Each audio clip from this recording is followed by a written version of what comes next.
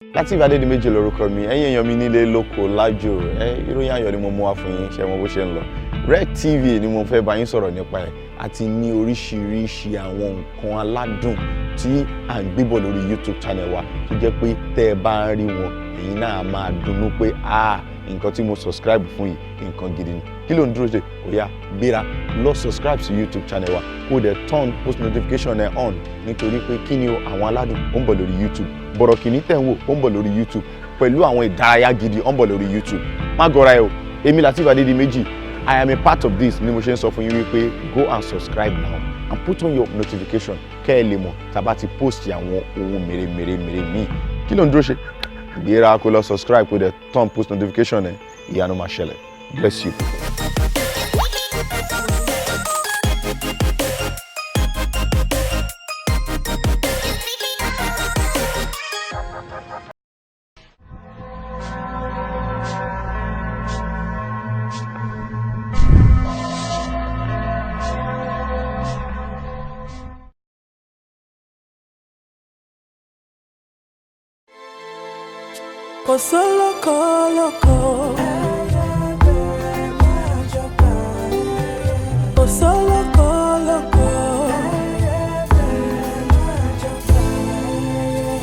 Àìsílẹ̀ olóngìní ilé di ilé èkúté yìí ṣebí wọ́n ní bọ́lọ́jẹ́ ọba kú oríta ò léwu koríko ayé ṣòro ẹni àníkó kíni lẹ́yìn ló fẹ̀gún sọ́wọ́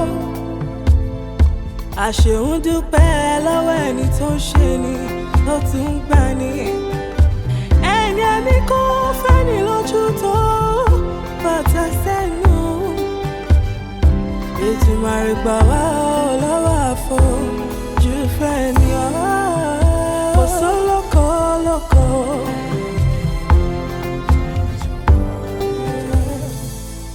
Bírọ̀bá lọ́lọ́gún ọdún ọjọ́ kan lòtítọ́ bá igi àbáfẹ̀yìntì ẹ̀gún ló fi ṣẹ̀ṣọ́ ìmùtẹ́rí ẹni kàkó jálè gbòòrùn àṣebí o bí kò ilé ò bá pa ní tòde o lè wọlé tán ni o ìmùtẹ́rí ẹni kàkó jálè gbòòrùn àṣebí o ìmùtẹ́rí ẹni kàkó jálè gbòòrùn àṣebí o.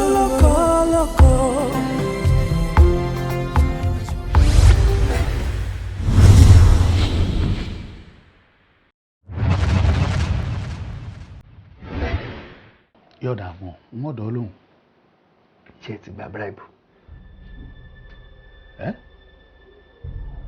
n ò gbọ́ dáadáa tóun tó béèrè ń béèrè wọ́n ní ṣé ẹ ti gbà bẹ̀ tẹ́lẹ̀.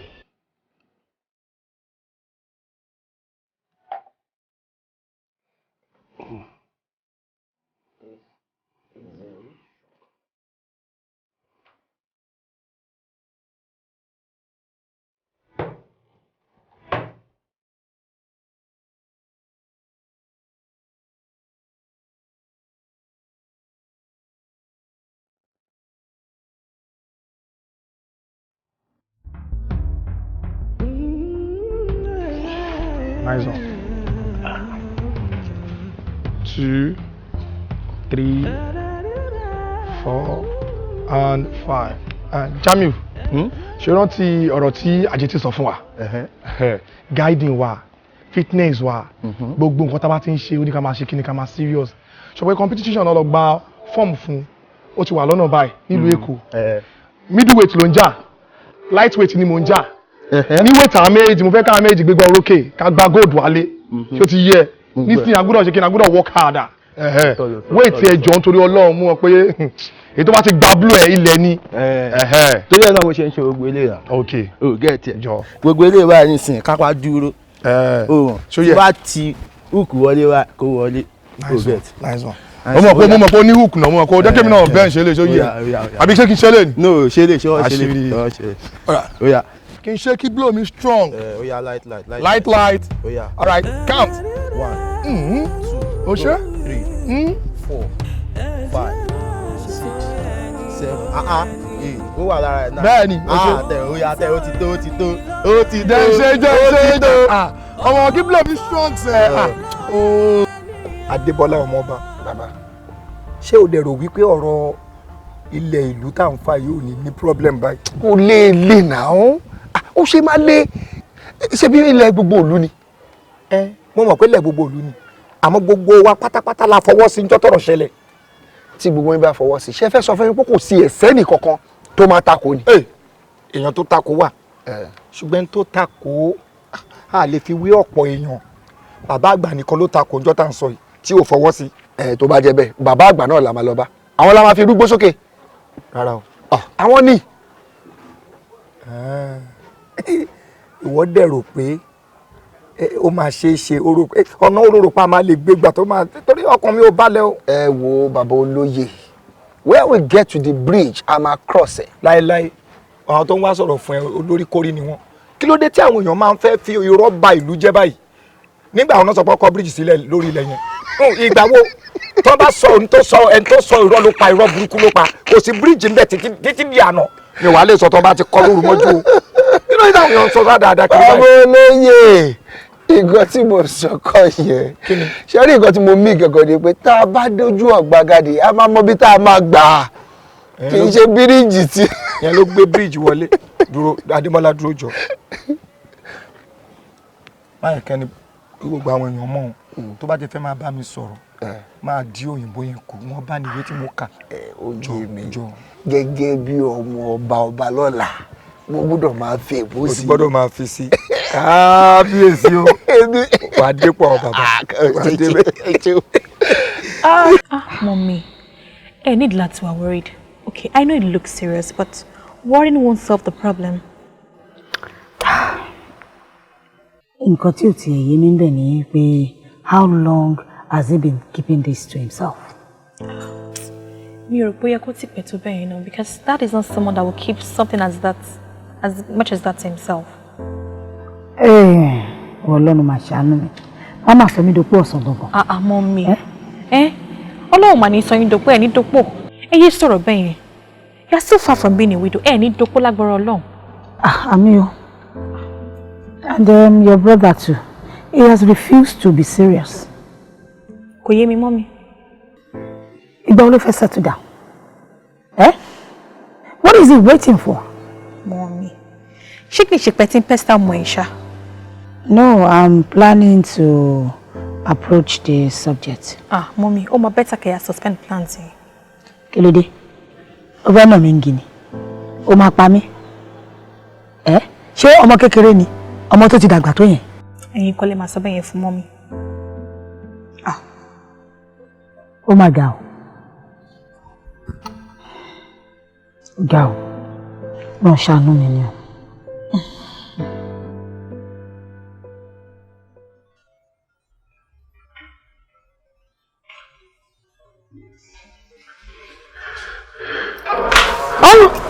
Darling. Báwo ni? Ní ọ̀dà rárá. Kí ló ṣe? It's been a very bad day. You look so tired. Yes. What is it? Ṣé kìí ṣe ọ̀rọ̀ lórí àjọba yìí ṣá? Oh, take it easy, kó má lọ para ẹ̀. Bàbá mo ti jẹ yẹn náà. Bàbá kí ni? That's not the Nigeria. So what's the problem? Is everything all right at the company? Yes and no ni o. Kí ló mi pé yes and no? Sí, darling, òun káyà mi sókè. Mi lá gbogbo suspense yìí náà, kí ló dé, kí ló ṣẹlẹ̀? General ti kú. General wo ni? Cousin mi now. Oh my God! Oh no!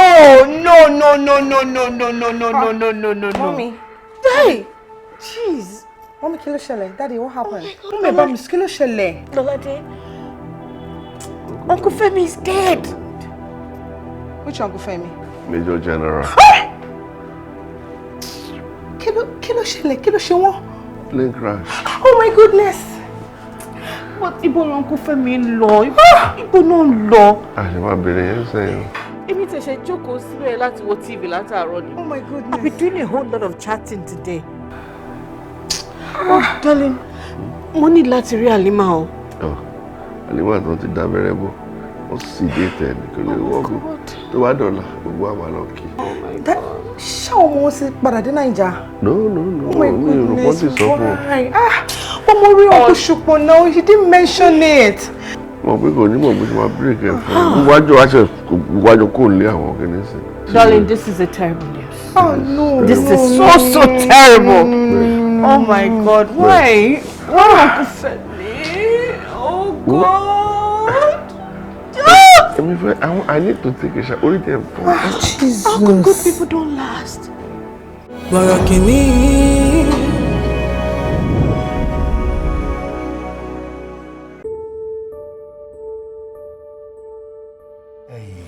Ẹ̀yin olóyè, ijó gan-an láàfin Láolú wọn gbogbo òlu. Ẹ bá jẹ́ àṣẹ sùúrù náà, ẹ jẹ́ àṣẹ sùúrù.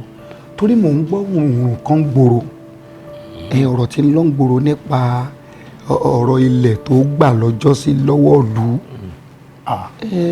Ọgbàlẹ̀ àbí ìlú yọ̀ǹda alẹ̀ fún. Ìlú ò rí bẹ́ẹ̀.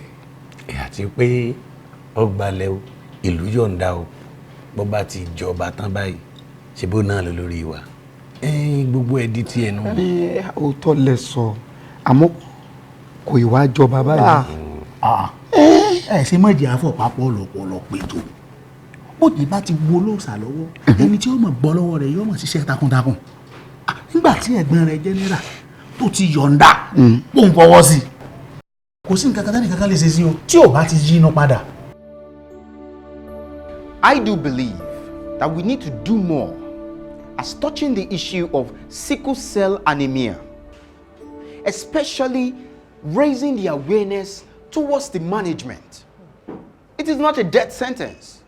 Yes, but most importantly, couples need to do more to know about their genotype before getting married so they can avoid such anguish. And for those who are already married, you need to access support and stand strong together for your child.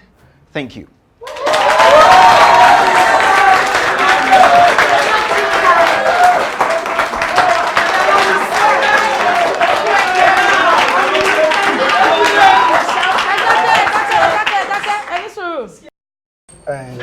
A dúpẹ́ lọ́wọ́ ẹ̀yin méjèèjì fún iṣẹ́ takuntakun tẹ́ ẹ ṣe torí ẹ mórí wa wú ó túmọ̀ sí pé ẹ mọ̀ nǹkan tẹ́ ẹ ń ṣe in fact iṣẹ́ lẹ ṣe.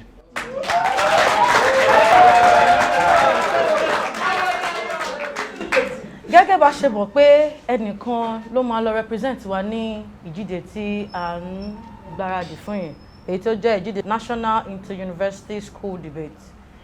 Lóòótọ́ bá ṣe sọ gbogbo yín lẹ ṣiṣẹ́ dáadáa ṣùgbọ́n èèyàn kan ló máa lọ ṣe represent wa bẹ́ẹ̀.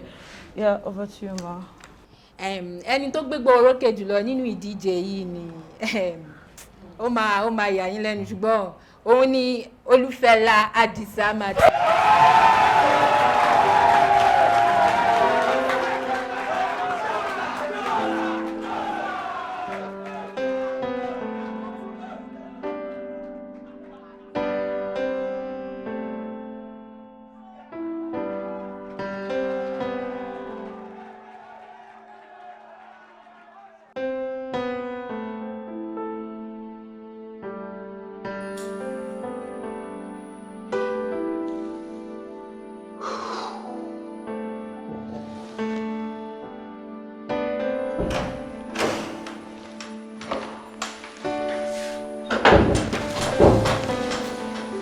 Dad.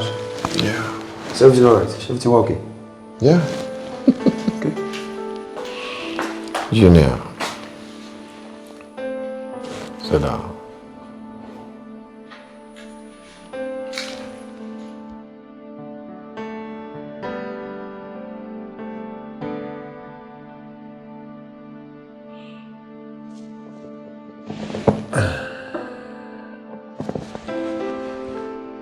Junior, ṣòrí àwọn àgbà bọ̀ wọ́n ní tí ọmọdé bá tó ní ọkọ ṣe ló yẹ kó ní ọkọ. Bó ṣe wà yìí ò kì í ṣọmọdé mọ́.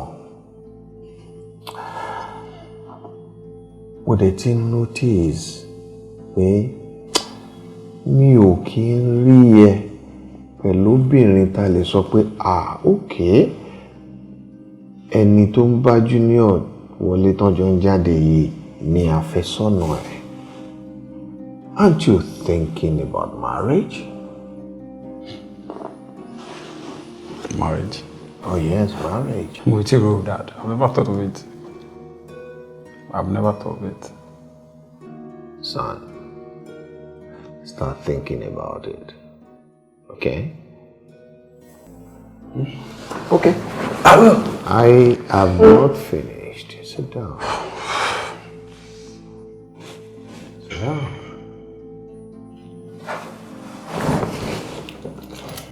Mo fẹ́ béèrè question kan. Mo dẹ̀ fẹ́ kó dá mi lóhùn honestly. I want you to be honest with me. Okay?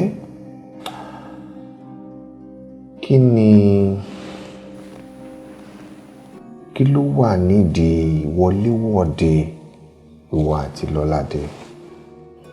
What is behind that relationship? Lọ́ládé? Yes, Lọ́ládé. Nothing, Dad. Nothing. We just hang out. I can chat in it. It's nothing. Are you sure? Of course, very sure. Honestly? Very honest, Dad. Son, let it remain like that, okay? Okay, let it remain like that. A father has spoken.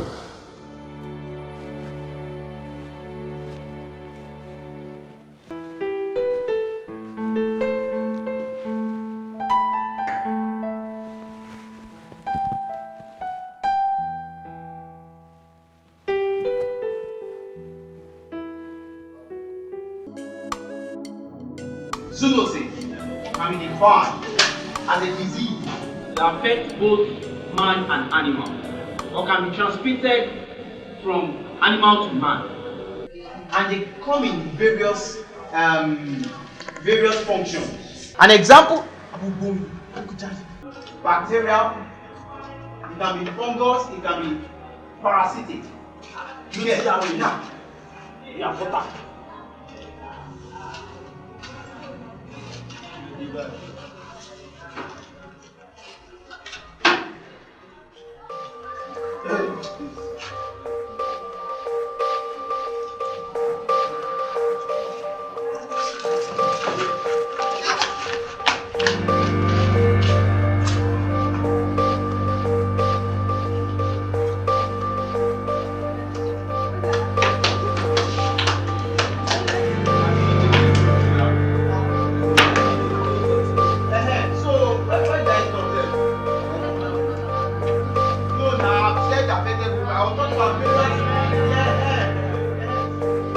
Borokini.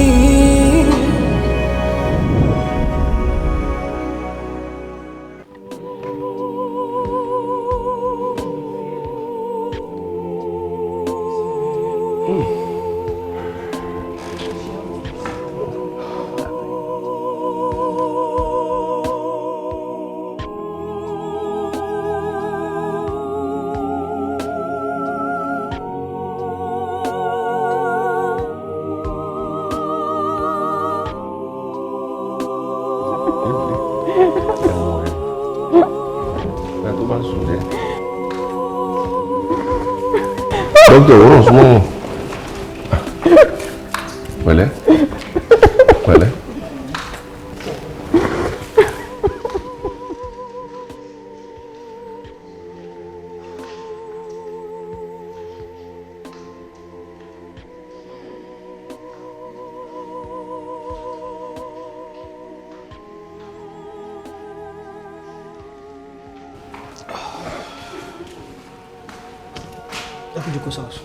Pẹ̀lẹ́ jẹ́ ẹ wò mi ò tí ì gba concrete information bóyá àwọn máa make body yẹn available.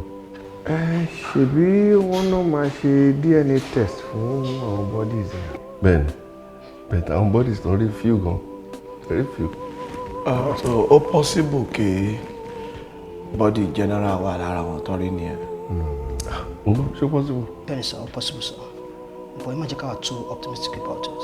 Ṣé n kó furuufú ni plane ti lànà? So máa hard fún adé láti recognize our bodies yẹn. Kí ló wá suggest ká ṣe báyìí sí? Manika carry on with the funeral service. I'll be on the lookout for the body. And Baderi, thank God. Tabaderi.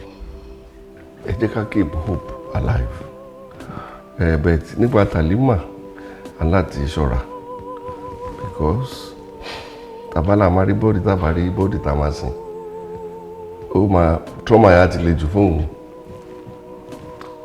So aláti What do But then, what do we tell her? Òótọ́ náà máa sọ. A lè rí bọ́dí o, a lè má rí.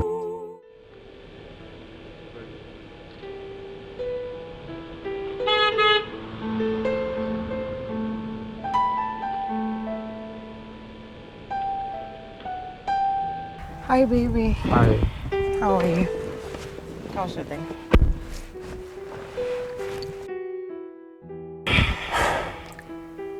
Once again, I'm sorry about your uncle.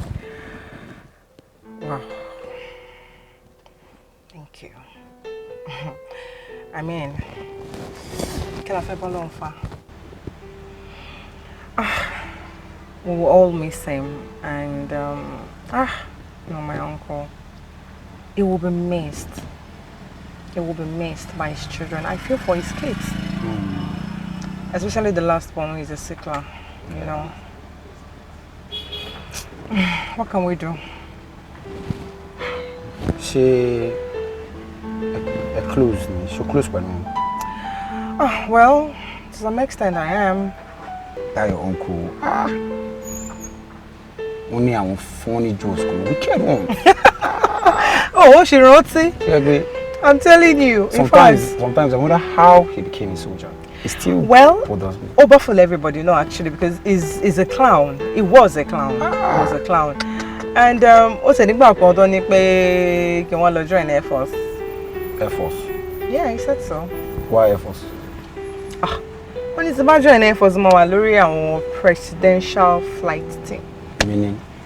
Meaning, the president will have his eyes only on me.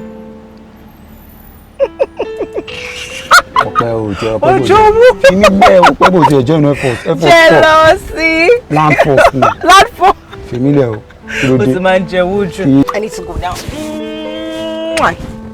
What is realistic, really? What's in London? I need to go, Junior. 5 minutes, Motorola office. What's in familiar? I'll see you later. Kimalo. Dinner tonight. Love you, baby. Oh, there you go. Silly boy.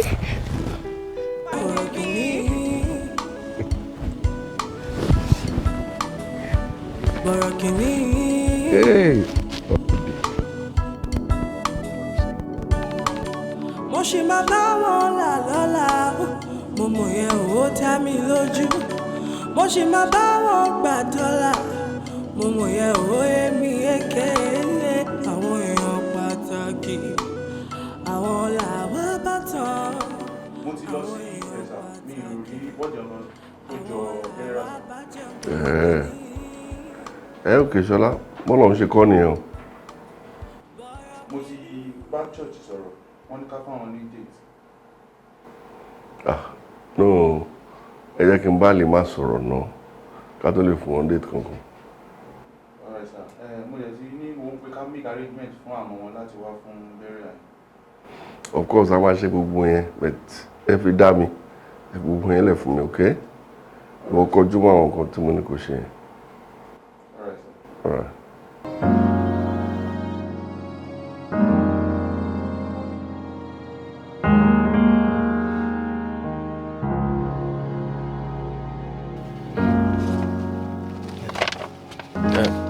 Ó ní nǹkan tí mi ò understand sir. Kí ló dé tẹ́ ṣe fẹ́ pa ẹni tó ń ṣiṣẹ́ pẹ̀lú yín? I mean, somebody you're in the same party with. Oh shit. Now listen. ètò yìí ẹ ló pọ̀ jù ṣó fẹ́ gbọ́ kò sí ọ̀rẹ́ kò sí family kò sí fraternity kankan nínú politics every man for himself ìwọ gan yẹ kí inú ẹ máa dùn ní pé mo wà willing láti forgive ẹ fún mistake tó ṣe ń jọ sí. but sir. but what but me no but man ṣé wọ́n fẹ́ sọ fún pé ṣùpọ̀ kọ́ déédéé máa ń rìn pẹ̀lú ẹ̀ńtọ́rọ̀ àjẹ́ ni níjọ́ yẹn tó tún take diversion he knew we were coming man. Now listen, I lè afford láti ṣe mistake lele. Otherwise, I will have your head. No problem, sir. You have my word. No problem. I have your words. Better. Get out.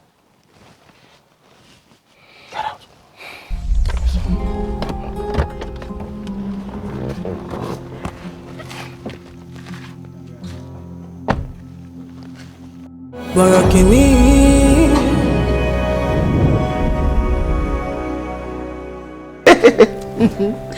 Darling, money news for you.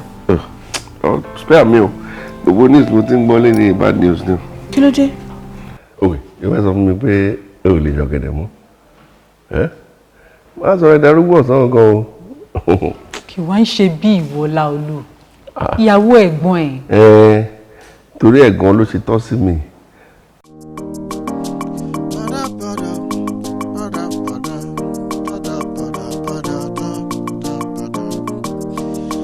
Àjọ jẹ ní ìkọ̀kọ̀, àjọ mu ní gbangba, àjọ ń jẹ gbádùn ayé. Imú o máa níka o, à ń gbóòórùn ara wa, ò jẹ́ agbóòórùn aṣebi. Ẹni a ní ó fẹ́ ni lójú, ata ló fi sẹ́nu, èyí a ní ó kí ni léyìí, ẹ̀gún ló fi sọ́wọ́.